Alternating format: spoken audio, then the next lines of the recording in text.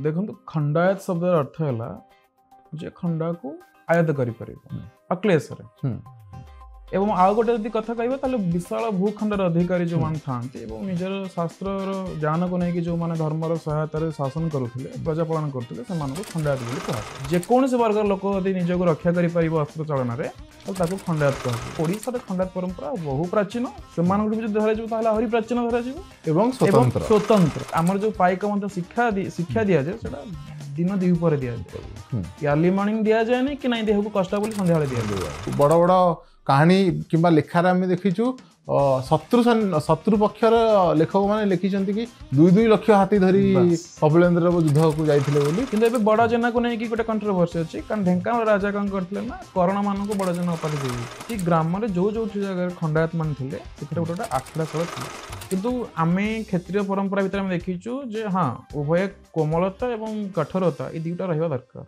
जनक भितर खंडा कुशल खंडायतर दुर्बार करवाले अजय बंग बाहिनी शोला सतगढ़ प्रांतरे ओडिशार समर इतिहास 3000 वर्षर समृद्ध केउठी पुराण रे याकू कलिंग साहसिका कह तो केउठी दुर्दश कलिंग बाहिनी दुर्दश खंडायत मानकर खंडा कुशलता आगे सारा दुनिया नतमस्तक होइछि आमे आज कथा हवा ओडिशार समर इतिहास गोटे दिग विषय पूरा समर इतिहास को गोटे एपिसोड रे कवर करवा कष्टसाध्य आमे कथा हवा ओडिशार खंडायत मानक विषय ओडिशार पाइक आखड़ा विषय ओडिशार पाइक विद्या विषय एवं यह सहित जो अस्त्रशस्त्र माने आमर अस्त्रशस्त्र समर सज्जा समर व्यूह आदि विषय ए विषय में कथा हवा संदीप सहित संदीप जेना सहित जी निजे जने प्रैक्टिसिंग खंडायत से निजे विद्या गुड़ी को प्रैक्टिस करती एवं प्रोपागेट मध्य करती अन्य मानक जनइबा को चाहती ए विषय आम कथा होइचे खंडायत मानकर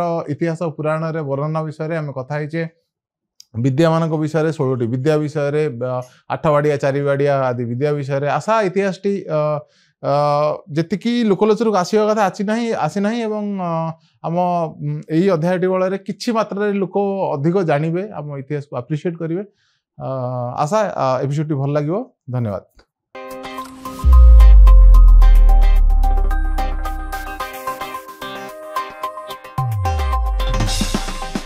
संदीप कथावार्ता को स्वागत। जय जगन्नाथ। जय जगन्नाथ।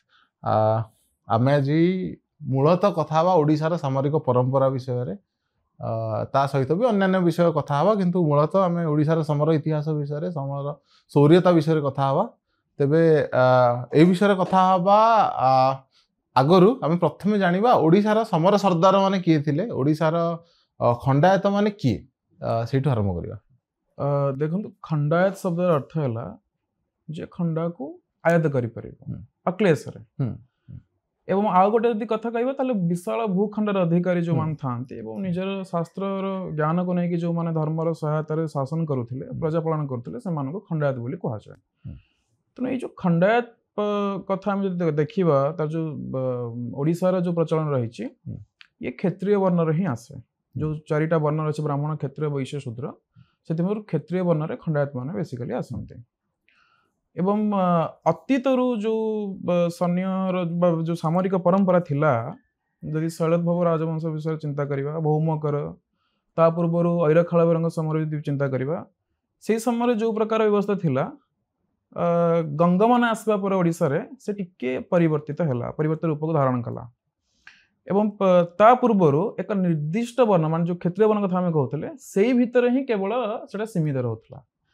आउ जमती कि आम तापर मत जानीचे गंगा गंगा राजवंश पर तले सूर्यवंश नरपतिगण आरंभ कले से कौन कले ना देखिले जे नहीं आमको सबु जिनस को अधिकार करने हेले समय स्थान एसबू को देखा पड़ो ताले आमको अधिक लोकबल दरकार अच्छे तेणु से समय खंडायतर टिके अर्थटा बदली गला अर्थ जेकोसी वर्ग लोक यदि निजक रक्षा कर अस्त्र चलन में खंडायत कह सामरिक बाहिनी को जापारा खंडायत कह किंतु से समय आम देखीचु आमर जहाँ लेखा अच्छी अतीत पोथी गुड़ाक लेखाई 20 वर्ष जो जन को युवक को से समय सामरिक बाहिनी रे से जापर एवं आहरी गोटे विधान थिला जदि से परिवार गोटे पिला थी केबे से निया ना ଅଧିକ ପିଲା ଦରକାର ଥିଲା ଏବଂ ସେଥିପାଇଁ ସମସ୍ତେ ବହୁ ପୁତ୍ରକୁ ଲାଭ କରୁଥିଲେ ଏବଂ ପୁତ୍ର ସନ୍ତାନ ମାନେ କଣ ଜନ୍ମ କରିବାରେ ସେମାନେ ସମର୍ଥ ବି ଥିଲେ ସେଇ ସମୟରେ।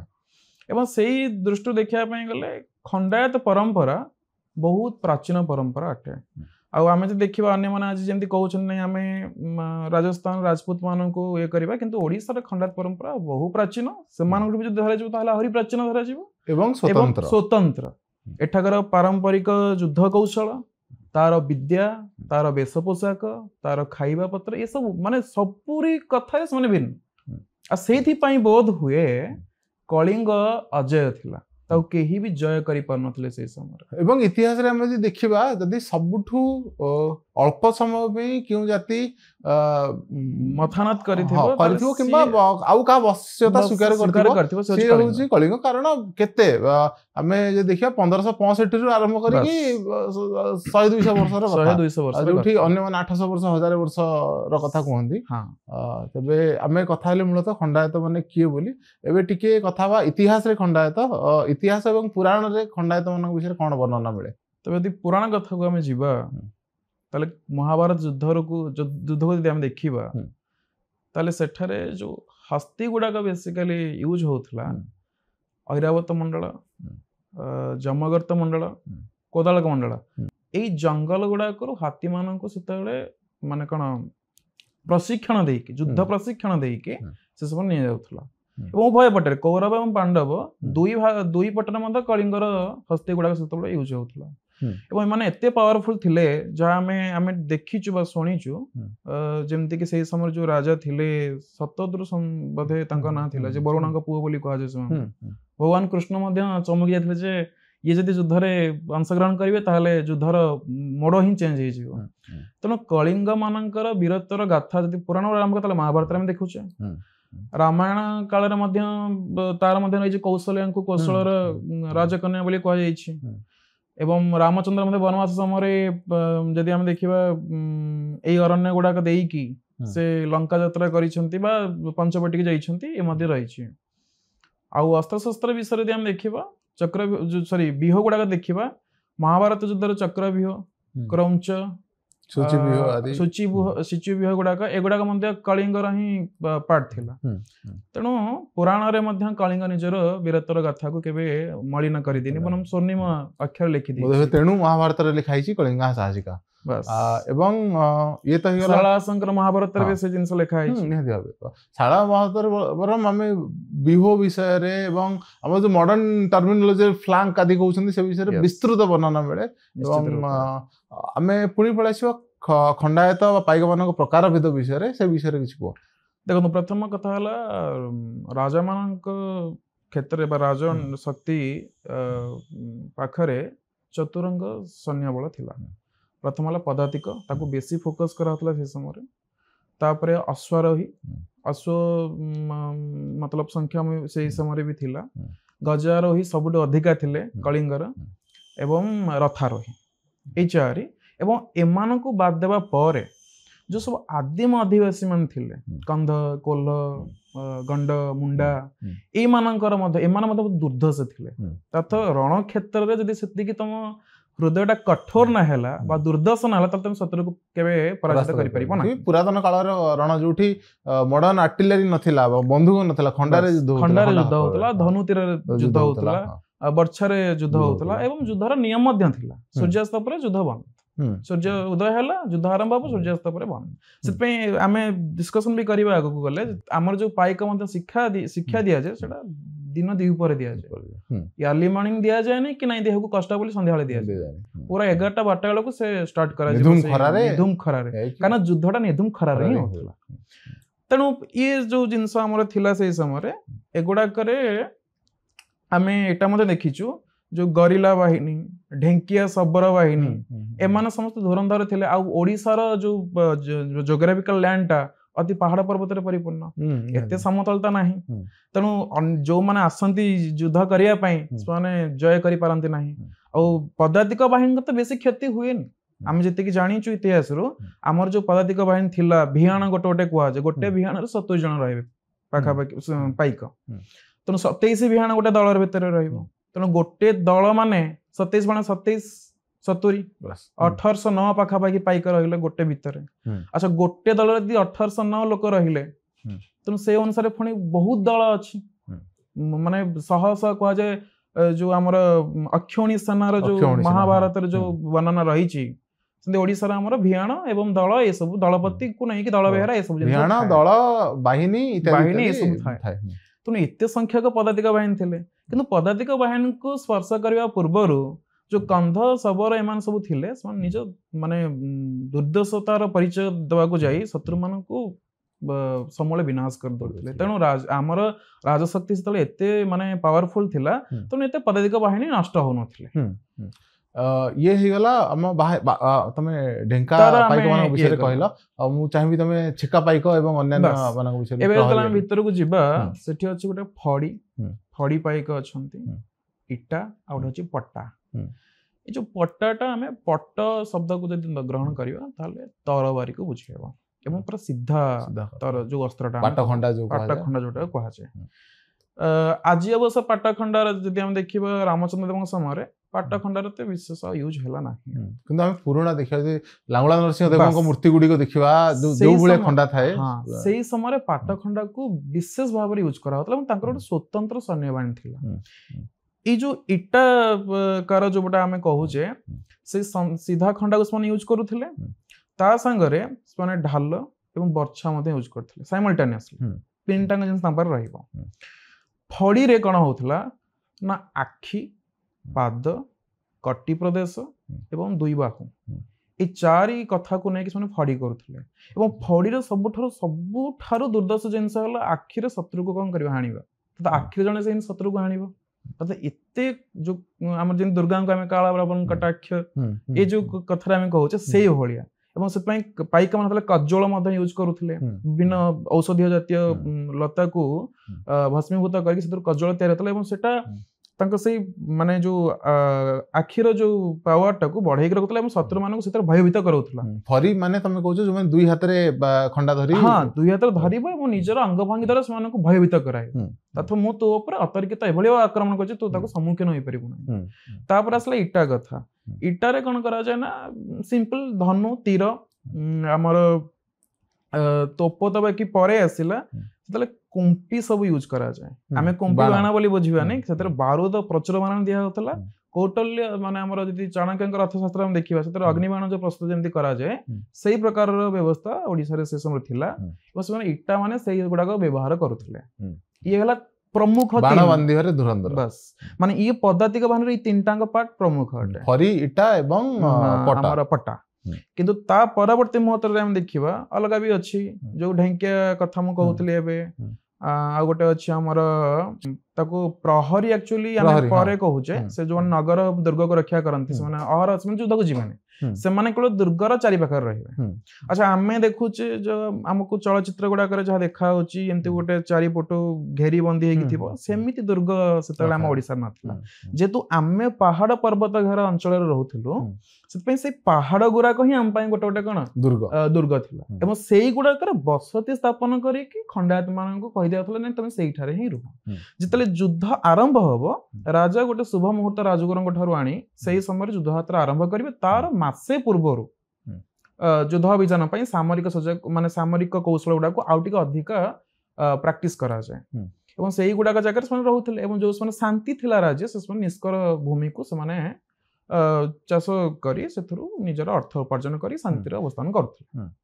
ଇଏ ଥିଲା ପଦାତିକ ବାହିନୀ ଏବଂ ଅଶ୍ୱାରୋହୀ ଯୋଉ କଥା ଆମେ ଯଦି ଦେଖିବା ପାଖାପାଖି ଓଡିଶାର ଯୋଉ ଶାସନକର୍ତ୍ତା ମାନେ ସେ ସମୟ ଥିଲେ ନରସିଂହପୁର ହଉ ବା ଯେତେ ସବୁ ଗଡାୟତ ଏରିଆ ଅଛି ଖଣ୍ଡାୟତ ମାନଙ୍କର ଗାଁ ଗୁଡାକର ପାଖରେ ଅଶ୍ୱାଶାଳ ଥିଲା ଏବଂ ସେଗୁଡାକୁ ବେସିକାଲି ମଶାଣି ପାଖାପାଖି ରଖନ୍ତି କାରଣ ଓଡିଶାର ଅଶ୍ଵ କଥା ଏବେ ତ ବୁଡିଗଲାଣି ତାର ବଂଶ ସମ୍ପୂର୍ଣ୍ଣ ଉପରେ ନିପାତ ହେଇଯାଇଛି। କୋରାପୁଟ ବା ମାଲକାନଗିରି ସାଇଡରେ ଆପଣ ଦେଖିବେ ଡ୍ୱାର୍ଫ ଗୁଡାକ ଯୋଉଟା ଅଛନ୍ତି ସେଗୁଡାକ ଆକ୍ଚୁଆଲି ଅଶ୍ଵ ନୁହନ୍ତି ଖଚର ଯଦି ଆମେ କହିବା କିନ୍ତୁ ଆମ ପ୍ରକୃତ ଅଶ୍ଵ ଯଦି ଆମେ ଦେଖିବା ବହୁତ ଭୟଙ୍କର ଅଶ୍ଵ ଏବଂ ତାଙ୍କ ଅରିଜିନ ଗୁଡାକ ଏବେ ବି ଯିବେ ଯଦି ଆପଣ ପଞ୍ଜାବ କିମ୍ବା ହରିୟାଣା ସାଇଡକୁ ରାଜସ୍ଥାନ ସାଇଡକୁ ଟିକେ ଟିକେ ଆପଣ ତା ଝଲକ ପାଇବେ। ସିଂହଭୂମିରେ ଆପଣ ଝଲକ ପାଇବେ ଝାଡଖଣ୍ଡ ଯୋଉ ଅଛି ମଧ୍ୟପ୍ରଦେଶରେ କିଛି ପାଇବେ କିନ୍ତୁ ସେଟା ଅରିଜିନ ନୁହେଁ।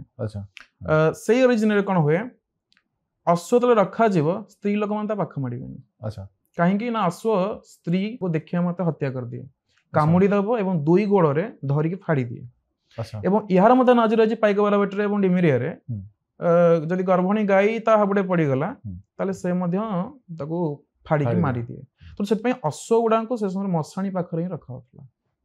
ଏବଂ ପାଇକବରାବଟି, ଡିମିରିଆ ମଶାଣି, ଚକ୍ରଗଡର ଆଚ୍ଛା ଏଠି ମୁଁ କହିଦିଏ କି ସନ୍ଦୀପ ଯେଉଁ ଜାଗା କଥା କହୁଛନ୍ତି ସେ ହେଲା ନରସିଂହପୁର ଗଡ଼ ବା ଅରାଟଗଡ଼ ପାଖାପାଖି ଜାଗାର ବିଷୟ।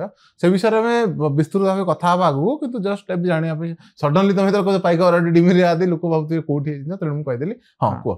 ତାପରେ ଆମେ ଆସିବା ଗଜଶକ୍ତି ଉପରେ। ଐରାବତ ମଣ୍ଡଳ, ଜମଗର୍ତ୍ତ ମଣ୍ଡଳ, କୋଦଳକ ମଣ୍ଡଳ ଯୋଉ ସବୁ ଜିନିଷ ଥିଲା ସେଇ ସମୟରେ, ସେଠି ହସ୍ତି ଗୁଡାକ ପ୍ରଚୁର ପରିମାଣରେ ଥିଲେ। ଐରାବତ ମଣ୍ଡଳ ମାନେ ନରସିଂହପୁର। ଐରାବତ ମଣ୍ଡଳ ଅର୍ଥ ଅରାଟ ତ ପରେ ହେଲା, ଯେତେବେଳେ ରାଜା ନଥିବ, ନରାଟ ଅରାଟ, ରାଜା ନାହାନ୍ତି ବୋଲି ଅରାଜକତା, କିନ୍ତୁ ଐରାବତ ମଣ୍ଡଳରେ ହିଁ ଯୋଉ ପ୍ରଶିକ୍ଷିତ ହାତୀ ମାନେ ସେ ସମୟ ରହୁଥିଲେ ସେମାନଙ୍କୁ ନେଇକି ଆମର ଇନଫାଣ୍ଟ୍ରି ବା ଯୋଉ ଏଲିଫାଣ୍ଟ ର ଯୋଉ ଦଳ ରହୁଥିଲା, ଗଜରୋହୀ ମାନେ ରହୁଥିଲେ, ସେଗୁଡାକ ସେ ସମୟରେ ୟୁଜ। କିନ୍ତୁ ଆଜି ଆଉ ଅଙ୍କୁଶ ଧାରଣ କରିକି ଗଜମାନଙ୍କ ଶକ୍ତିକୁ ପରିଚାଳିତ କରିବାର କୌଣସି ଲୋକ ଆଜି ଓଡିଶାରେ ଆଉ ନାହାନ୍ତି। ପରବର୍ତ୍ତୀ ମୁହୂର୍ତ୍ତରେ ରାଜା ମାନେ ପଠାଣ ମାନଙ୍କୁ ଆଣିଥିଲେ, ମୁସଲମାନ ଶକ୍ତିକୁ ଆଣିକି ହାତୀ ମାନଙ୍କୁ ଟ୍ରେନ କରୁଥିଲେ। ସେଟା ମହୀଶୂରରୁ ସେଇ ସମୟରେ ଆସିଥିଲା, ଯାହା ଯେମିତି ଆସିକି ସେ ସମୟରେ ପରିଚାଳିତ ହଉଥିଲା।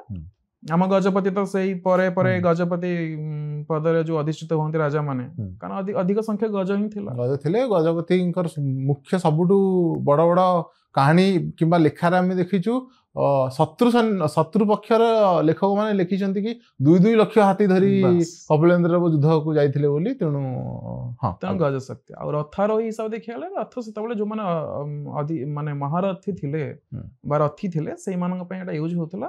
କିନ୍ତୁ 40 ବର୍ଷ ନହେବା ପର୍ଯ୍ୟନ୍ତ କେହି ରଥୀ ହେଇପାରିବେ ନାହିଁ।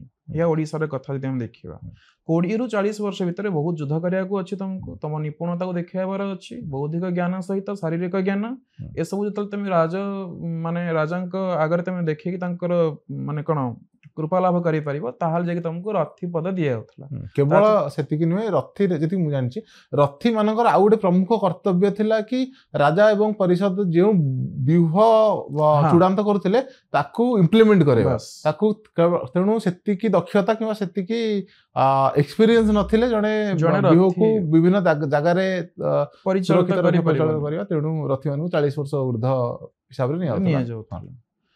ଏବଂ ଇଏ ଥିଲା ପଦାଧିକ ଚତୁରଙ୍ଗ ବାହିନୀ। ତେବେ ଏଇ ଚତୁରଙ୍ଗ ବାହିନୀ ଏବଂ ପ୍ରହରୀ ମାନଙ୍କ ବିଷୟରେ ତମେ କହିଲେ, ଏମାନଙ୍କର ବିଭିନ୍ନ କାର୍ଯ୍ୟପନ୍ଥାକୁ ନେଇକି ଅନେକ ସାଂଜ୍ଞା ମଧ୍ୟ ରହିଛି ଏବଂ ଉପାଧି ମଧ୍ୟ ମିଳେ। ଉଭୟ ସାଂଜ୍ଞା ଏବଂ ଉପାଧି ଉଭୟ ସେଇ ଅନୁସାରେ। ହଁ, ତେଣୁ ସେଇ ବିଷୟରେ ଟିକେ କୁହ। ଆମେ ଯେତେବେଳେ ଦେଖିବା କ୍ଷତ୍ରିୟ ବର୍ଣ୍ଣ ହିସାବରେ ପୁରୋହିତ ମାନେ ତ୍ରିତାପହରଣ କରନ୍ତି ଏବଂ ସେଇ ଅନୁସାରେ ସେମାନେ ନିଜର ଯଜମାନ ମାନଙ୍କୁ ଗୋତ୍ର ପ୍ରଦାନ କରନ୍ତି। ଯଦି ଆମେ ଆମ କଥା କହିବୁ ବା ଆମ ଘର କଥା କହିବୁ ବା ଆମ ପରିବାର କଥା କହିବୁ, ଆମେ ବର୍ଚସ୍ୱ ଗୋତ୍ରୀ ବ୍ରାହ୍ମଣ ମାନଙ୍କ ଦ୍ୱାରା ହିଁ ଦୀକ୍ଷିତ, ତେଣୁ ସେମାନେ ଆମର ହଉଛନ୍ତି ମୂଳ ଗୁରୁ।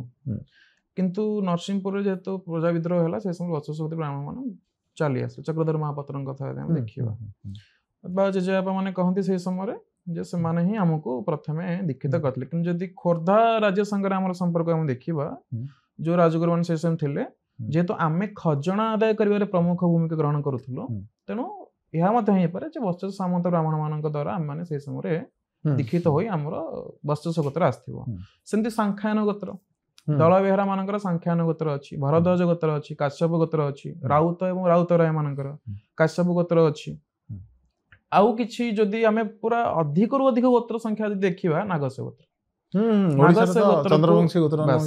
ଚନ୍ଦ୍ରବଂଶୀ ଯୋଉ ଆମର ରହିଛି ବଂଶ ପରମ୍ପରା ଗୁଡାକ, ସେଥିରେ ନାଗବଂଶୀ ମାନେ ନାଗସ୍ୟ ଗୋତ୍ରର ଲୋକ ଗୁଡାକ ବା ଖଣ୍ଡାୟତ ଗୁଡାକ ବହୁତ ଅଧିକ ଅଛନ୍ତି।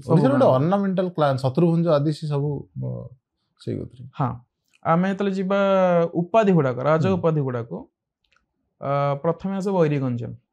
ବୈରୀ ଶବ୍ଦର ଅର୍ଥ ହଉଛି ଶତ୍ରୁ, ତାକୁ ଯିଏ ଗଞ୍ଜନ କରିପାରିବ ଅକ୍ଲେଶରେ, ତାର ଉପାଧି, ତାକୁ ରାଜ ପ୍ରଦତ୍ତ ଉପାଧି ହଉଛି ବୈରୀ ଗଞ୍ଜନ। ଛୁଆଳ ସିଂହ, ମତଗଜ ସିଂହ। ମତଗଜ ସିଂହ ଅର୍ଥାତ୍ କଣ? ମତୁଆଲା ହାତୀ ଆଉ ଯଦି ସିଂହ ବାହାରିଲେ ଜଙ୍ଗଲକୁ ଯେମିତି ଶିକାର କରିବେ, ସେମିତି ରଣଭୂମିରେ ଏମାନେ ମଧ୍ୟ ସେମିତି ହିଁ ଶିକାର କରୁଥିଲେ, ତଥା ଧ୍ୱଂସ କରୁଥିଲେ ପୁରା ଶତ୍ରୁ ସୈନ୍ୟଙ୍କୁ। ସେମିତି ଜଗଦେବ ରାୟ, ହରିଚନ୍ଦନ ରାୟ ମହାପାତ୍ର, ଶ୍ରୀଚନ୍ଦନ, ବଡଜେନା, ଏସବୁର ଅର୍ଥ ଯଦି ବୁଝେଇ ହଁ ବଡ ଜେନା ସେତେବେଳେ ଦିଆଯାଏ। ଜେନା ଯୋଉ ଟାଇଟଲଟା ଅଛି ସେ ବେସିକାଲି ରାଜପୁତ୍ର ମାନ ବା ରାଜବଂଶରେ ଯୋଉମାନେ ଜନ୍ମଗ୍ରହଣ କରିଥାନ୍ତି ବା ସେଇ ମାନେ କଣ ପଦାଧିକାରୀ ଲୋକମାନଙ୍କର ପିଲାମାନଙ୍କୁ ବଡ ପୁଅକୁ ବଡ ଜେନା ବଡ ଝିଅକୁ ଜେନାମଣି ରୂପରେ ହଁ ଜେମାମଣି ସେଟା ପରବର୍ତ୍ତୀ ମତରେ ଜେନାମଣି ରୂପରେ ତାଙ୍କୁ ଗ୍ରହଣ କରାଯାଏ। ଏବଂ ଧଳ ତାଙ୍କୁ ପ୍ରକାରାନ୍ତରେ ଆମେ ଦଳ ବେହେରା ବୋଲି କହୁଛୁ। ଯୋଉ ଆମେ ଦଳ କଥା ଏବେ ଆଲୋଚନା କରୁଥିଲେ ଯେ ଗୋଟେ ଦଳ ଭିତରେ 27 ଭିଆଣ ଥାଏ, ସେ ଦଳର ଦଳପତିକୁ ଦଳ ବେହେରା ବୋଲି କୁହାଯାଏ। କିନ୍ତୁ ବେସିକାଲି ତାଙ୍କୁ ବେହେରା ବୋଲି କୁହାଯାଏ, କିନ୍ତୁ ପରବର୍ତ୍ତୀ ମୁହୂର୍ତ୍ତରେ ଯେହେତୁ ଦଳର ସେ ମୁଖ୍ୟ ହେଲେ ଅଧିନାୟକ ହେଲେ ତାଙ୍କୁ ଦଳ ବେହେରା ବୋଲି କୁହାଯାଏ। ଇଏ ଗୋଟେ ଉପାଧି ଗଲା। ଆଉ ଗୋଟେ ଉପାଧି ହବ ଯେମିତିକି ଆପଣଙ୍କର ଗଜପତିଙ୍କ ଦ୍ଵାରା ଯୋଉ ସମ୍ମାନ ଗୁଡାକ ଦିଆଯାଉଥିଲା ଗଡଜାତ ରାଜା ମାନଙ୍କୁ, ହରିଚନ୍ଦନ ରାୟ ମହାପାତ୍ର। କିନ୍ତୁ ଖୋର୍ଦ୍ଧାଗଡରେ ଏଗୁଡାକ ଏକଦମ କଣ ସିମ୍ପଲ ସରଳ, ଏଟା ପ୍ରତି ଖଣ୍ଡାୟତ ଫ୍ୟାମିଲିକୁ ମିଳିଯାଉଥିଲା। ଯେମିତିକି ଆମେ ଜାମୁକୋଳି ସୁନ୍ଦରପଦାରେ ଦେଖିବା, ଏବଂ ଆମର ଏପଟ ସାଇଡ୍ ଯଦି ନିଜିଗଡ ଖୋର୍ଦ୍ଧାରେ ଦେଖିବା, ସେଠି ଦଳ ବେହେରା ଫ୍ୟାମିଲି ତାଙ୍କର ହରିଚନ୍ଦନ ଟାଇଟଲ ଥିବ, ବୀରବର ହରିଚନ୍ଦନ ସଂଜ୍ଞା ଥିବ। ସେମିତି ହରିଚନ୍ଦନ ରାୟ ମହାପାତ୍ର ସଂଜ୍ଞା ଥିବ। ଏପଟେ ଚମ୍ପତି ରାୟ, ଚମ୍ପତି ଚୂଡାମଣି, ଚମୁପତି, ସାମନ୍ତ ରାୟ, ଏଇ ସବୁ ଯୋଉ ଉପାଧି ଗୁଡାକ ଏଟା ରାଜା ସେତେବେଳେ ଯୁଦ୍ଧରେ ଯିଏ ଅଧିକରୁ ଅଧିକ ସୈନ୍ୟକୁ ନିହତ କରୁଥିଲା ଏବଂ ତଦନୁଯାୟୀ କାମ କରୁଥିଲା, ସେମାନଙ୍କୁ ହିଁ ଖୁସି ହେଇକି ନିଷ୍କର ଜମି, ଧନ ସମ୍ପତ୍ତି ସହିତ ଦାସୀ ପୋଇଲି ଏବଂ କିଛି ପରିକରଙ୍କୁ ଦେଇକି ତାଙ୍କୁ ଏଇ ଉପାଧି ପ୍ରଦାନ କରାଯାଉଥିଲା। ଇଏ ହଉଛି ଉପାଧି କ୍ରମ ଗୁଡାକ। କିନ୍ତୁ ଏବେ ବଡ ଜେନାକୁ ନେଇକି ଗୋଟେ କଣ୍ଟ୍ରୋଭର୍ସି ଅଛି, କାରଣ ଢେଙ୍କାନାଳ ରାଜା କଣ କରିଥିଲେ ନା କରଣ ମାନଙ୍କୁ ବଡ ଜେନା ଉପାଧି ଦେଇ ଦେଇଥିଲେ। ତେଣୁ ସେଥିପାଇଁ ଆମ ପରିବାର ବଡ ଜେନା ଉପାଧି ପାଇଥିଲା, ତେଣୁ ଆମେ ମାନେ ତାକୁ ପରିତ୍ୟାଗ କଲୁ। ଯୋଉ ସମୟ ତାଙ୍କୁ ମିଳିଲେ ଢେଙ୍କାନାଳରୁ, ତାହେଲେ ଆମ ପାଖ ଖବର ଆସିଲା ଆମେ ତାକୁ ପରିତ୍ୟାଗ କରିଦେଲୁ। ତେଣୁ କାରଣ ଏଇ ସମୟରେ ବର୍ତ୍ତମାନ ସମସ୍ତଙ୍କର ମାନେ ସାଙ୍ଗିଆ ଗୋଟେ ସମାନ ପ୍ରକାର ପଳେଇ ଆସୁଛି, ତେଣୁ ଜାଣି ହଉନି। ତେଣୁ କିଛି ଗୋଟେ ୟୁନିକନେସ ରହିବା ଦରକାର। यही होला सांगिया कथा आमे राजप्रदत्त उपाधि गोत्र कथा आमे जदि टिके मूल कथा को फेरी जिबा पाइक मानकर अभ्यास विषय रे, तो पाइक आखड़ा विषय कथा पड़ियो, आखड़ा विषय कथा बा। हां तेणु सबू युद्ध को जीवा पूर्वर बा आमे जे कोनसी भी काम करिबा तार गोटे अभ्यास रहबा दरकार। जदि विद्याभ्यास न रहिला ताल तमे माने प्रकृत समय ताको केबे फलवत करि परिबो ना। तेणु सेथि पई गंग वंशर राजा माने तले ओडिसा को शासन कले, से माने जो एकछत्र शासन गोटिए खंड रे परिणत करिया पई आगंगा गोदावरी रे जो परिकल्पना करिथिले, सेही समय रे से माने सबु तांकर शासनाधीन गड़गुरा को पाइक आखड़ा करने निर्देश देते। जमी आम पुरी भी देखिपर आखड़ाशाला एपर्यंत भी अच्छी, जो साई गुड़ाक अच्छी जगन्नाथ मंदिर रक्षा करवा जहाँ भी अच्छी, सेमती सबू गड़ जो 26टा गड़हात से परवर्त 26टा गड़हात है, पूर्व बहुत गड़ थी एक्चुअली। से समय पाइक आखड़ा गुड़ा को तैयारी करता प्रति ग्राम में जो जो जगह खंडायत मान थे से गोटे आखड़ाशाला था।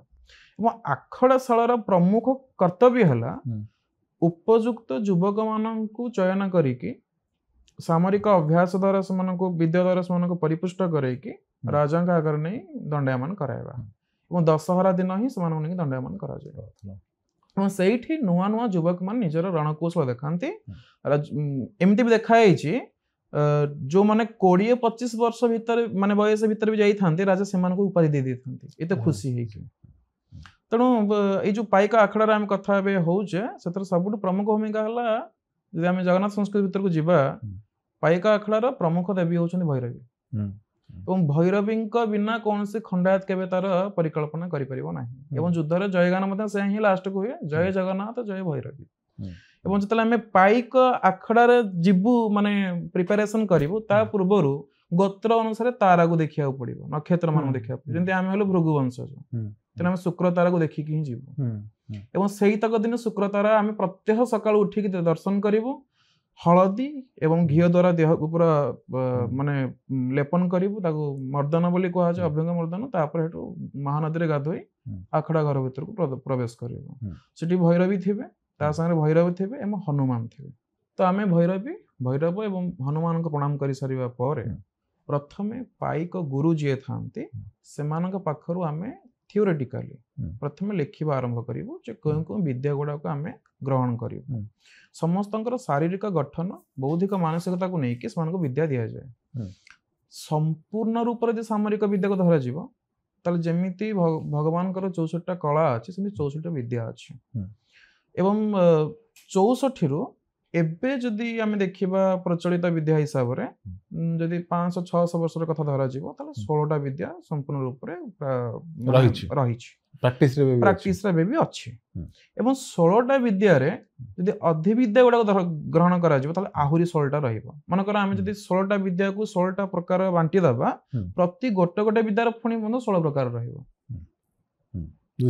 बुझ पाइले तनो सेई जो प्रथम देखिबा मन कर गोटे विद्या धरिबा बाघ डिया बा बाघ नाच गोटे बाघ जेमती जंगल शिकार करिवो केमती शिकार करिवो ना से प्रथम पछको जीवो तापर लंबो डिया दबो शत्रु को जानिया पई दबोनी जे मु तते आक्रमण करूची बोली ये गोटे विद्या सेथरे अछि काईची बाड़िया माने कोन तथ गोटे धारुआ कईची जतले हम चलौचे अनवर्त में चलेले कपड़ा काटी बारे समथिंग लाइक दैट पाइक कौन करिवो ना दीटा खंडा को जोड़ी की एटा बेसिकली बेक कटा समय ही यूज करा जाय शत्रु जतले बेक कटा जीवो ए समय ताको छक्की क्रॉस मार्क देई की ताको करा जाय एवं शत्रु को जानिया को दिया जबन जे मु तार कोन माने आक्रमण को पार्ट को आक्रमण करिया पई जाउची आ गोटे आसबो मान चौता आ गोटे हला मान दिया सेते बेल होय तले समकक्ष योद्धा आपन आगे थिबो तथा माने भारतीय संस्कृति रे युद्ध करिया गला बळे मध्ये आमे सम्मान दो जंदी आमे अलेक्जेंडर पूर्व कथा देखि परबे सेमन वैदेशिक शक्ति माने एते पारंपरिक शास्त्र को ग्रहण करंतनी से माने छळ कपट एसोडा को यूज करन किंतु हम भारतीय संस्कृति रे आमे युद्ध करिया गले मध्ये हमर मध्ये मर्यादा रहिछि तनो ए जो मान दिया मान चौता ये होचे सम्मान र कथा तर्थ मु कोन करिवि ताकू हरेइबे किंतु ताकू मारिबेनी ताकू सम्मान र सहित पुणी ता राज्य को फेरेबी से मो संग संधि करिवो देन मो अंडर रही से काम करिवो एवं जद्वारे की प्रॉब्लम हेइची जदि गजपति माने बा गंगवंशी राजा माने से शत्रु माने को मारी देई थांते माने ये करी की ताले बोधे से माने एकत्र करी की बहुत वर्ष पर्यंत शासन करथांते आ शत्रु मुंडा भी टेकी ना थांते जेहेतु मुगल हो बा मुसलमान हो जो माने आक्रमण करथले से समय सुबेदार होंते बा जे भी होंतो सेनापति किंबा कौन से ऑर्डिनरी सैन्यंग द्वारा निहत होइथिबो किंतु राजा केबे निजे जाई कि सम्मुख भाग ताको हत्या कर नथिबे तो छाड़ी दिया जाय तनु परवर्ती ताको सुविधा होय पुन थरासी मुंडटेकी पुनी आपण आगर छिडा होंती ई हला मान चौथा एवं मान दिया विषय रे सेमति पुनी अछि बड़ धपड़ सान धपड़ बड़ धपड़ रे काम करा जाय बहुत लंबा लंबा डिया मारा जाय जोटा हमर देखिबे आपण मयूरभंज रे जो छौ नृत्य गुडा कर देखिबे सैनिक मान सब गोटे गोटे काठर पिंधि थिबे तळे मोटिके एक्चुअली मने पड़ने सेटा हां बस सेटा को यूज करी कि माने बहुत बड़ बड़ डिया मारंती एवं बहुत बड़ बड़ लंफ ताको बड़ धपड़ बोली कहै छै सान धपड़ रे कोन ना सिंपल तते टिके आगु को जीवा पुनी टिके पछ को आसबो टिके लेफ्ट को जीवा टिके राइट को जीवा ए भलिया तापर गोटे विद्या अछि अष्टबाड़ी बा अष्ट आंगुल बोली ताको कहै छै आठ बाड़िया माने 8 जन जदि शत्रु आपण आगे छिड़ा होइथिबे तले आपण लेफ्ट रु हो बा राइट रु हो जो समय भी आपण आक्रमण करिवे से मान ताको धरि परिबे नाही ए मध्य गोटे विद्या अछि सेमती जदि हम देखिबा छामुका आगे जदि देखिबा बंदाण समर संगीत सहित गोटे थाए दशहरा समय सेटा करा जे बा गजपति तले जानती गड़ बुलिया पे से समय पाइक मन सेटा करंती समर संगीत सहित गजपति उपाधि जमती कि आम कहवा लाटेस्ट जदि कपिलेन्द्र मठ आरंभ करे गजपति गौड़ेश्वर नवकोटी कर्णाटक लवरेश्वर अभिराय भूत भैरव संग्रामेश्वर युगुड़ाक यूज करके प्रणाम करती ता पूर्वर भैरवी जो आम प्रणाम करूँ भैरवी को आम डायरेक्ट युद्धर अवतीर्ण कराऊन सी आम इष्ट शक्ति आम परिपुष्ट कि क्रिया शक्ति हे भगवती काली तो आम कहूचे जयतु जगदेवी जयतु काली ता घड़ी घड़ी तू रूप कराड़ी ता घड़ी घड़ी तू झमक झंझा काती खरपर धरी चंड मुंडा जीवा लल लल रुधिर धंडा शत्रु निबारी जुहार जुहार माँ काली এইটা হଉଛି ସମର ସଙ୍ଗୀତ। ଯେତେବେଳେ ଆମେ ପ୍ରଥମେ ଯିବୁ ରାଜାଙ୍କୁ ବା ଭୈରବୀଙ୍କୁ ପ୍ରଣାମ କରିବା ପାଇଁ এইটা ପ୍ରଥମେ ଆମେ ଗାନ କରିବୁ। କାରଣ ଆମେ ଭୈରବୀଙ୍କୁ ନେଇକି ଡାଇରେକ୍ଟ ଯୁଦ୍ଧ ଭୂମିରେ ଅବତୀର୍ଣ୍ଣ କରୁନା, ଆମେ ତାଙ୍କ କ୍ରିୟାଶକ୍ତି କାଳୀଙ୍କୁ ନେଇକି ଅବତୀର୍ଣ୍ଣ କରାଉଛୁ, କାରଣ ରକ୍ତ ପିପାସୁ ହଉଛନ୍ତି କାଳୀ। ଏବଂ ସେଇ ସମୟରେ ଏଇଟା ଗଲା ଆମର ଯୁଦ୍ଧ ଆଖଡ଼ାର ଏଇ ସମର ସଙ୍ଗୀତ ବି ଆହୁରି ବି ସମର ସଙ୍ଗୀତ ଅଛି।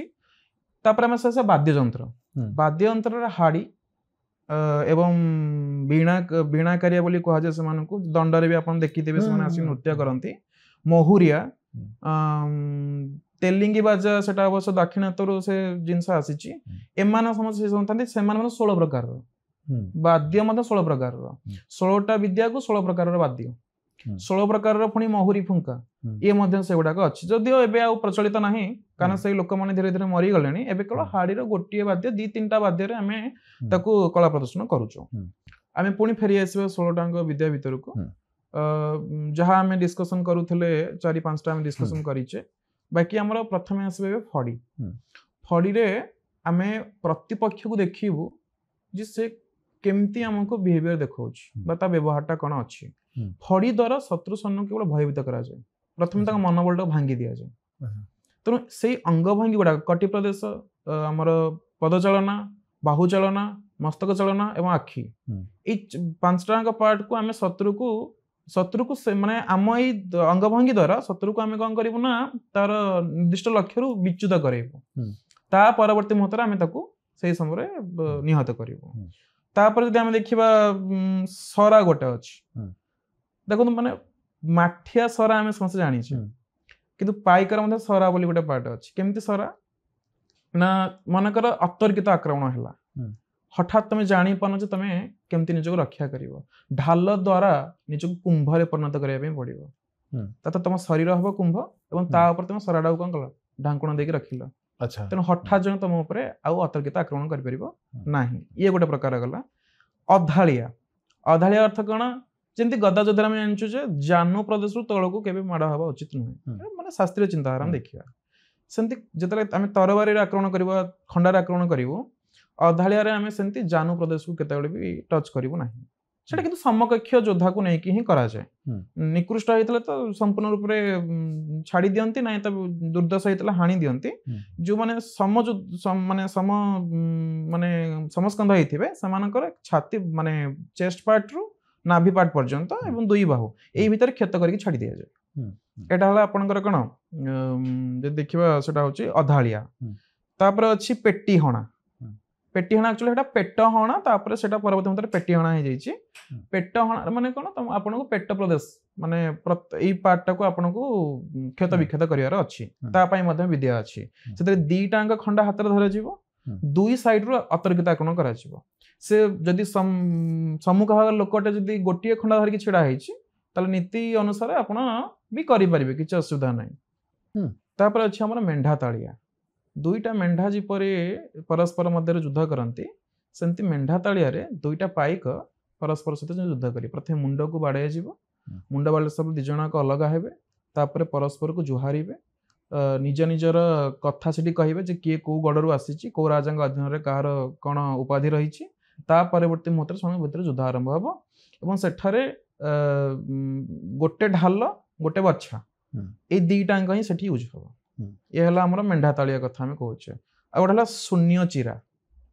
ଶୂନ୍ୟ ଚିରା କ'ଣ, ଯଦି ଗୋଟେ ତୁଳାକୁ ମନେକର ମୁଁ ବାୟୁରେ ଉଡେଇ ଦେବି ଏବଂ ତାକୁ ଖଣ୍ଡାରେ ହାଣିବି, ତାହେଲେ ଗୁଡାଏ ପାର୍ଟ ହେଇଯିବ।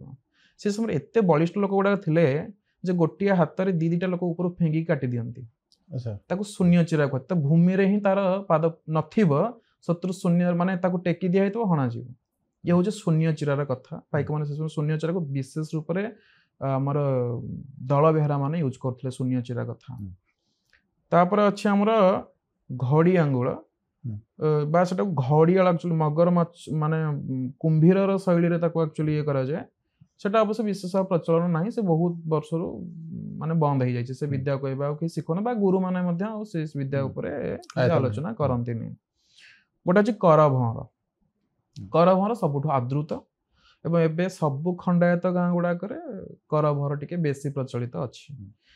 ଭଅଁର ଯେମିତି ତାର ସାଉଣ୍ଡ ସହିତ गोटे काठ हो बा जेकोसी पदार्थ को कोरी पकाए बा घोरी पकाए सेमती गीत सहित पाइकर गीत सहित तुमे युद्ध करिवो तथा एपटे शब्द चली शब्द द्वारा तुम शत्रुर हृदय को भेद करुथिबो एपटे अस्त्र द्वारा मते भेद करुथिबो ये हला करभनर कथा जदियो एबे आ समिति आमे माने भेद करिया नीति न थाउ बस केवल देखैबो जे नाही आमे एम्ति अतीत रे युद्ध होउथिला युद्ध भूमि रे तापर अछि हमर जेमति कि मु मान दिया मान 14 कथा कहि सारिछि 4 बाड़िया 11 बाड़िया आ गोटा होछि 16 आंगुल आ गोटा 5 आंगुल भी अछि एई गुडाक सब आंगुली अनुसार अर्थ केते पाद आगु को जीबी केते आंगुल पाद को जाई कि आमे अटैक करिवु शत्रु आम ठारू केते दूरता रे अछि तार भी कैलकुलेशन सब अछि सेटा शिक्षा दिया जाय से समय जदि बे तार प्रचलन नाही धनुतीर कथा तले हमकु शिक्षा दिया जाय सेतले धनु रे हम देखिछु रामंकर हो बा जे कोनसी देवतांकर हो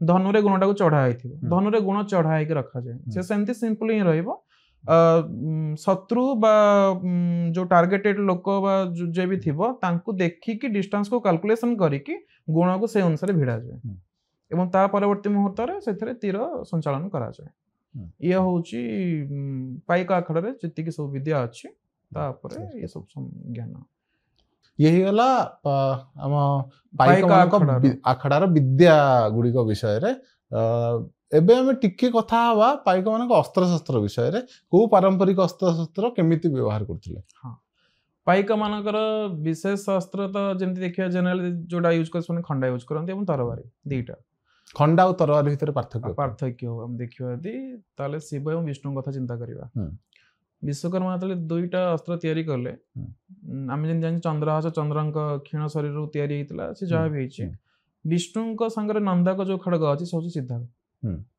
तेणु जोड़ा पाट खंडा बोली कहा जाए जेहेतु उत्कल दुर्गा माधव उपासना प्रचलित तेणु दुर्गा एवं माधव दुई जन सहित आक्षेपित करा जाए पाट खंडारे एवं जोड़ा खंडा जोड़ा बंका थाए जोटा आम खंडा बोली कहू से हूँ शिवंग ठारू उद्धृत बा चंद्रहास ही उद्धृत होती तेणु बंका खंडारे हणा जाए मतलब डायरेक्ट माने युद्ध भूमि रे आमे अवतीर्ण हबो शत्रु सैन्य को हानिबो एवं तार रक्त को आमे रक्त रे ही खंडा कम करा जिवो धुआ जिवो जेन हम कृष्णामणि रे संध्या रे आमे देखिबा सेठी हम्बीर देव जाई रामेश्वरम पाखरे निज रक्त सिक्त खंडा को धोइथिले विषय हां सेटा मन प्रतापरुद्र देव मन से भी से कथा करथिले तनो ये हला बंका खंडा सेटा हला सीधा खंडा ए दीटा कथा अछि तापर अछि धनुतीर कथा एटा तो सिंपल कथा समझ जानि धनुतीर केमती यूज करा जाय मुदगर जोटा कहबा गदा एवं मुदगर दीटा पुरी रे साहित्य गुडा करे आपण देखिते मुदगर चलना बा जे कोनसी घटना घट माने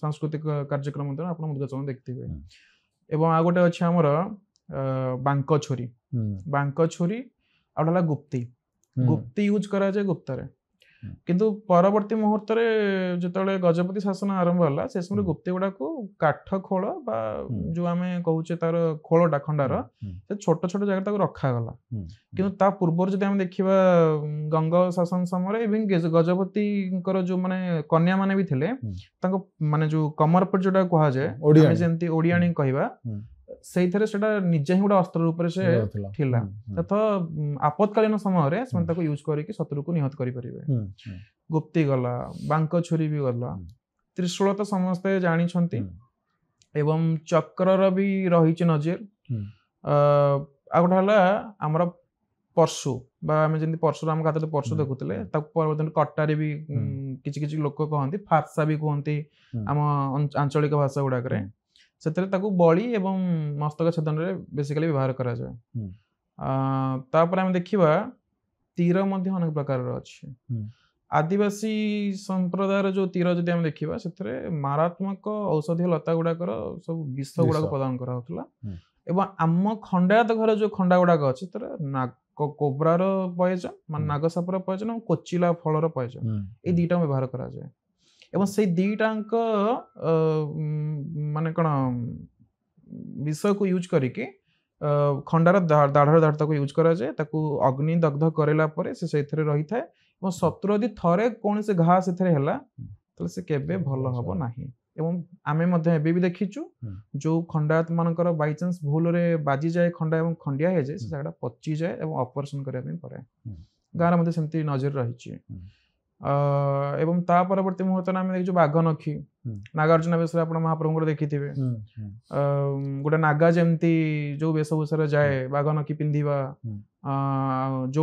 ଯୋବା କଣ୍ଠି ବି ଅଛି, ଯୋବା କଣ୍ଠିର ବି ମଧ୍ୟ ରହିଛି ଲେଖା ଆମର ପାଇକ ଖେଦାରେ କହ୍ନେଇ ଚମ୍ପତି ରାୟ ସେ ମଧ୍ୟ ଲେଖିଛନ୍ତି।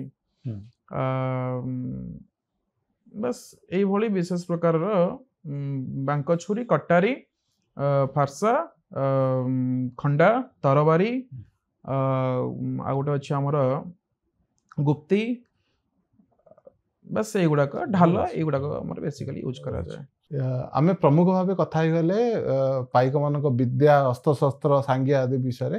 ଆଉ ଗୋଟିଏ ବିଷୟରେ କଥା ହେଇକି ଆଜିର ଅଧ୍ୟାୟଟିକୁ ସାରିବା, ସେ ହେଉଛି ଆମେ ବାହାରେ ଅନେକ ଜାଗାରେ ଦେଖିଛୁ, ଆମେ ଯେତିକି ବିଦ୍ୟା ଗୁଡ଼ିକ, ଅସ୍ତ୍ରଶସ୍ତ୍ର ବିଦ୍ୟା ଗୁଡ଼ିକ, କଲରିପଟି ହୋଇଯାଉ କିମ୍ବା ଯୋଉ ଲାଠି ଖେଳ, ମର୍ଦାନୀ ଖେଳ କହୁଛନ୍ତି ମହାରାଷ୍ଟ୍ରରେ, ଗଟକା ହେଇଗଲା ପଞ୍ଜାବରେ, ଆଦି ଏତେ ଆଦୃତି ଲାଭ କରିଥିଲା ବେଳେ ଆମ ବିଦ୍ୟାଟି ସର୍ବଜନୀନ ହେଇନାହିଁ କାହିଁକି? ଆମ ବିଦ୍ୟାଟିକୁ ଲୋକମାନେ ଗ୍ରହଣ କାହିଁ କରିନାହାନ୍ତି, କିମ୍ବା ଆମେ କୋଉଠି ଆମର ଭୁଲ ରହିଯାଇଛି, ଆମେ ତାକୁ ଏତେ ଯୁଗୋପଯୋଗୀ କରିପାରିନାହୁଁ? ଆମ ବିଦ୍ୟା ବିଷୟରେ ଲୋକ ଜାଣିନାହାନ୍ତି, ପାଇକ ମାନଙ୍କ ବିଷୟରେ କିମ୍ବା ପାଇକ ମାନଙ୍କ ବିଦ୍ୟା ବିଷୟରେ ଲୋକ ଜାଣିପାରିନାହାନ୍ତି, କି ଅଭ୍ୟାସଟି କମିଯାଇଛି। ଏଇ ବିଷୟରେ ଅବକ୍ଷୟର ମୂଳ କାରଣ ବିଷୟରେ କଣ କହିବ? ଦେଖନ୍ତୁ, ଅବକ୍ଷୟର ଯୋଉ କାରଣ କଥା ଯଦି ଆମେ ଚିନ୍ତା କରିବା ତାହେଲେ ଗୁଡ଼ାଏ କାରଣ ତ ଆସିବ, କିନ୍ତୁ ପ୍ରମୁଖ କାରଣ ଭିତରେ ଯଦି ଆମେ ଦେଖିବା, ପ୍ରଥମ କଥା ହେଲା ଯେ ପ୍ରାକୃତିକ ଦୈବୀ ଦୁର୍ବିପାକ ଯାହା ହେଇଛି ସେଇ ସମୟରେ, ଯେମିତି 1866 ନଙ୍ଗ ଦୁର୍ଭିକ୍ଷ କଥା ଦେଖିବା, ତେଣୁ ସେଇ ସମୟରେ ଲୋକ ବଞ୍ଚିବା ପାଇଁ ପ୍ରଥମେ ପ୍ରାୟୋରିଟି ଦେଇଛନ୍ତି। ତେଣୁ ଧୀରେ ଧୀରେ ଯୋଉ ଗୁରୁମାନେ ସେ ସମୟ ଥିଲେ, ବିଦ୍ୟା ଶିକ୍ଷା ମାନେ ଦେଉଥିଲେ, ସେମାନଙ୍କ ଠାରୁ ଶିଖିବା ପାଇଁ ଆଉ କେହି ଚେଷ୍ଟା କରି ନାହାନ୍ତି। ନିଜ ପରିବାରକୁ ବଞ୍ଚେଇବା, ନିଜ ପରପିଢ଼ିକୁ ବଞ୍ଚେଇବାର ଚେଷ୍ଟାରେ ସେମାନେ ସେ ବିଦ୍ୟା ଗୁଡ଼ାକୁ ଭୁଲିଛନ୍ତି। ବାକି ପ୍ରକାରାନ୍ତରେ କିଛି କିଛି ବିଦ୍ୟା ସେ ପିଢ଼ି ପରେ ପିଢ଼ି ଟ୍ରାନ୍ସଫର ହେଇଛି ଏବଂ ଆଜିର ଯୁଗରେ ଆସିକି ପହଞ୍ଚିଛି, ଇଏ ଗୋଟେ କଥା ହେଇପାରିବ। ଦ୍ୱିତୀୟ ସବୁଠୁ ପ୍ରମୁଖ କାରଣ ହେଲା ବୈଷ୍ଣବବାଦ। ମୁଁ ତ ଏଇଟା କହିବା ଆକ୍ଚୁଆଲି ତର୍କର ବିଷୟ ହେଇପାରେ, କିନ୍ତୁ ଏହା ମଧ୍ୟ ପ୍ରମୁଖ କାରଣ ଅଟେ। ଏବେ ବି ଆମ ଗାଁ ଗୁଡ଼ାକରେ ପୁରୁଖା ମାନେ କହନ୍ତି ବା ପୂର୍ବତନ ଲୋକ ମାନେ ଆମ ବୁଢ଼ା ବାପା ମାନେ କହନ୍ତି ଯେ ଶ୍ରୀ ଚୈତନ୍ୟ ଆସିଲେ ଓଡ଼ିଶାକୁ ପ୍ରତାପରୁଦ୍ରଙ୍କ ସମୟରେ, ପରବର୍ତ୍ତୀ ମୁହୂର୍ତ୍ତରେ ମାନେ ହରିନାମ ସଂକୀର୍ତ୍ତନ ଆରମ୍ଭ ହେଲା, କ୍ଷତ୍ରିୟ ମାନେ ସେଇଠାରେ ନିଜର ଅସ୍ତ୍ରଶସ୍ତ୍ର ଗୁଡ଼ାକୁ କୋଣ ଠେସା କରିଦେଲେ, ଅର୍ଥ ଯିଏ ଯୋଉଠି ରହିଲା ସେ ସେମିତି ପଡ଼ିକି ରହିଲା। ଏବଂ ବର୍ତ୍ତମାନ ସବୁ କ୍ଷତ୍ରିୟଙ୍କ ହାତରେ ବେଶୀ ଖୋଳତାଳ, କମ୍ ଖଣ୍ଡା। ଖଣ୍ଡା କେବଳ ମନେ ପଡ଼େ ଆମ ଦଶହରା ସମୟରେ, ନହେଲେ ତା ପୂର୍ବରୁ କେହି ଖଣ୍ଡା ବିଷୟରେ ଆଲୋଚନା ବି କରିବେନି କିମ୍ବା ବିଦ୍ୟା ବିଷୟରେ ଆଲୋଚନା ମଧ୍ୟ କରିବେନି।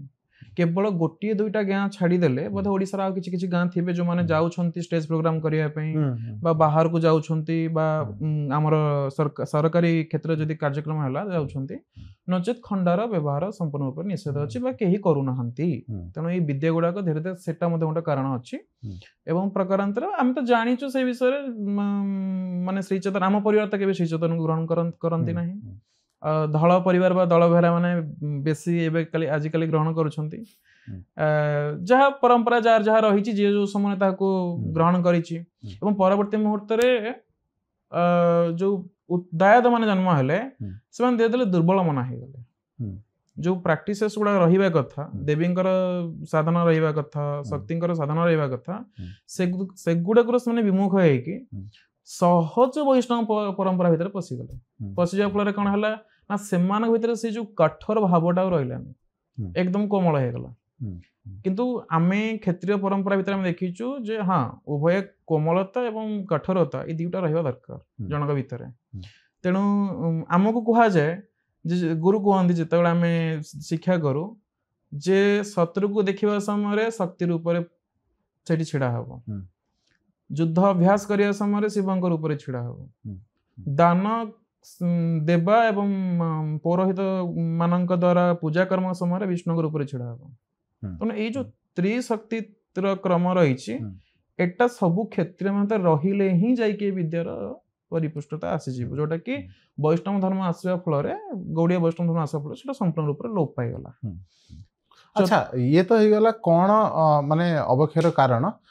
ଯଦି ବର୍ତ୍ତମାନ କଣ କରାଯିବା କଥା କହିବି, ଆମେ ରାଜନୀତି ଆଡକୁ ଯିବା ନାହିଁ, କାରଣ ହଁ ରାଜନୈତିକ ପୃଷ୍ଠପୋଷକତା ନାହିଁ ଜମାରୁ, ଆମେ ସମସ୍ତେ ଜାଣିଛେ। କିନ୍ତୁ ମୁଁ ଚାହିଁବି ତମେ ସମସ୍ତଙ୍କୁ ଜଣାଅ, ନିଜେ ପାଇକ ମାନେ ବା ଖଣ୍ଡାୟତ ମାନେ କଣ କରିପାରିବେ ତ ଏଇ ଜିନିଷକୁ ଯୁଗୋପଯୋଗୀ କରିବା ପାଇଁ କିମ୍ବା ଏଇ ଜିନିଷକୁ ପୁଣି ଫେରାଇ ଆଣିବା ପାଇଁ।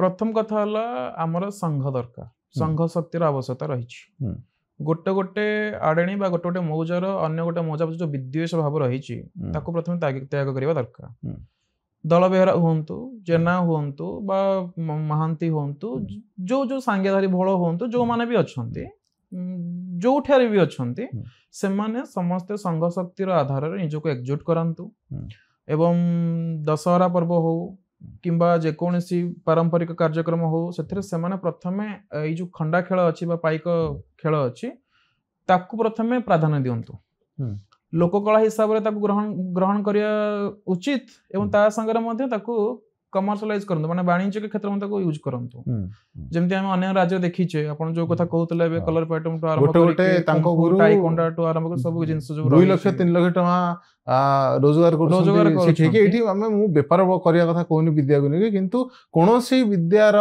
को बंचाय कहले आपन को पैसा दरकार अर्थ दरकार एवं सेहिति पे ताकू जुगोपयोगी वर्तमान केमिति ताकू बंचाई रखिबे से कथा भाबे आवश्यक तनु पाइको गुरु माने ध्यान देबा दरकार जे केवल जदि आमे गोटे निर्दिष्ट क्षेत्र भीतर आबद्ध होई जीवा एवं केवल पर्वपर्वाणी को नहीं कि बाहरिबा ताले विद्या परवर्ती समय रे आज जति पर्वपर्वाणी पालन करा होची काली में भी पालन करा न जाई पारे तापर से विद्या संपूर्ण रूप रे भूली जीवा हम देखु जे दशहरा रे हमर दांडिया इत्यादि पसिला उत्तर भारत एवं पश्चिम भारत रे कथा आसी कि हम खंडावाड़िया जगह रे बाड़ीया स्टार्ट करलेनी बाड़ीया आरंभ हलेनी तेणु ये सब गुड़ा को माने कौन दूरीभूत करने आम समस्त सजग रहा पड़ो आज आम मैंने शपथ ना उचित जिते खंडायत लोक मैंने अच्छा ओडिशार आद्य प्रांत जो आरंभ करके समस्ते निजको एकजुट करंतु अस्त्र शस्त्र गुड़ा को भल भाव कौन ठेसा न करिकी प्रत्येक पूजा ग्रहण करंतु एवं पाइक गुरु मान को ससम्मान सहित